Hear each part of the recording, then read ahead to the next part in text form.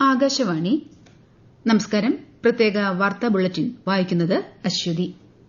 93ാമത് ശിവഗിരി തീർത്ഥാടനത്തിന് തുടക്കമായി. ഉപരാഷ്ട്രപതി സി.പി. രാധാകൃഷ്ണൻ തീർത്ഥാടനം ശിവഗിരിയിൽ ഉദ്ഘാടനം ചെയ്തു. ഉപരാഷ്ട്രപതിയുടെ സന്ദർശനത്തോടനുബന്ധിച്ച് കനത്ത സുരക്ഷയാണ് വർക്കലയിലും പരിസര പ്രദേശങ്ങളിലും ഒരുക്കിയിട്ടുള്ളത്. തിരുവനന്തപുരത്തേക്ക് മടങ്ങുന്ന ഉപരാഷ്ട്രപതി Mar Ivanios college platinum jubilee സമാപന പരിപാടികളിലും പങ്കെടുക്കും. കേന്ദ്ര ബജറ്റിന് മുന്നോടിയായി പ്രധാനമന്ത്രി നരേന്ദ്രമോദി പ്രമുഖ സാമ്പത്തിക വിദഗ്ധരുമായി ഇന്ന് നിതി ആയോഗിൽ കൂടിക്കാഴ്ച നടത്തും. വിവിധ സാമ്പത്തിക വിഷയങ്ങളിൽ ശ്രദ്ധ കേന്ദ്രീകരിക്കുന്ന ഈ യോഗത്തിൽ കേന്ദ്ര ധനമന്ത്രി നിർമ്മല സീതാരാമനും പങ്കെടുക്കും. രാജ്യത്തിന്റെ നിലവിലെ സാമ്പത്തിക സ്ഥിതിയെയും ഭാവി മുൻഗണനകളെയും കുറിച്ചുള്ള വിദഗ്ധരുടെ അഭിപ്രായങ്ങളും വിലയിരുത്തലുകളും യോഗത്തിൽ പങ്കുവയ്ക്കും. ബംഗ്ലാദേശ് മുൻ പ്രധാനമന്ത്രി ഖാലിദ സിയ അന്തരിച്ചു. ധാക്കയിലെ എവർകെയർ ആശുപത്രിയിൽ ചികിത്സയിലിരിക്കെ ഇന്ന് പുലർച്ചെയോടെയായിരുന്നു അന്ത്യം. 80 വയസ്സായിരുന്നു. ഖാലിദ സിയയുടെ നിര്യാണത്തിൽ പ്രധാനമന്ത്രി നരേന്ദ്രമോദി അനുശോചിച്ചു. ബംഗ്ലാദേശിന്റെ ആദ്യ വനിതാ പ്രധാനമന്ത്രിയായിരുന്നു ഖാലിദ സിയ.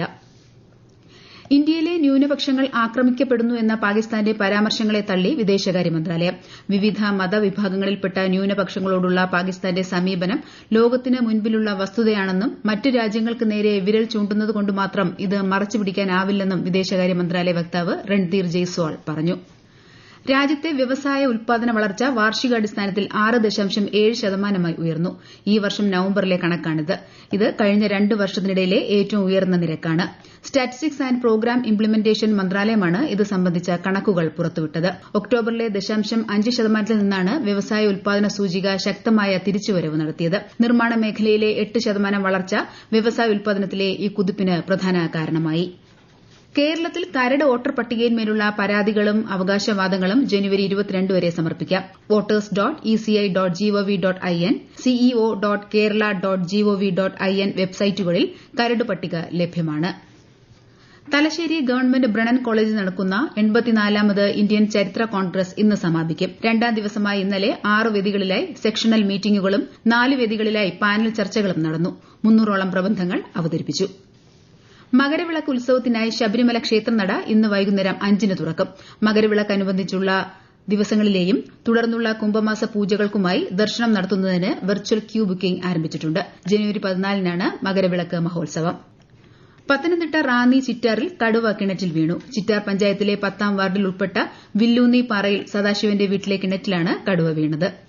ആലപ്പുഴയിൽ പക്ഷിപ്പനി പ്രതിരോധത്തിന്റെ ഭാഗമായി ശുചീകരണ പ്രവർത്തനങ്ങൾ ആരംഭിച്ചു. പക്ഷികളെ കൊന്നൊടുക്കിയ സ്ഥലങ്ങളിലാണ് ശുചീകരണം നടക്കുന്നത്.